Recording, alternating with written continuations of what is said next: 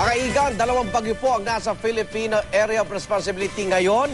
Ang bagyo Igme at ang bagyong Julian na pumasok kaninang hapon sa PAR. Namataan ng pag-asa ang bagyong Julian sa layong 1,120 kilometros silangan ng Basco, Batanes. May taglay itong lakas ng hangin nga abot sa 150 kilometro kada oras at bugso nga abot ng 185 kilometro kada oras. Base sa datos mula sa Weather Central, posibleng hindi mag-landfall ang bagyong Julian.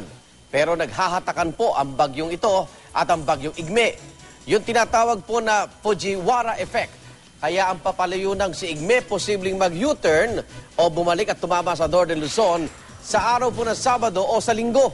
Dahil naman sa bagyong Igme ay nakataas pa rin ang signal number 2 sa Batanes Group of Islands. Signal number 1 naman sa Calayan at Mabuyan Group of Islands. Taglay po nito ang lakas ng hangin nga abot sa 140 kilometro kada oras at bugsong 170 kilometro kada oras. Namataan ito 250 kilometro hilaga ng Basco, Batanes. Pinaiigting ng dalawang bagyong hanging habagat, kaya saan pa rin po ang pag-uulan hindi lang sa Luzon, kundi maging sa Visayas at Mindanao.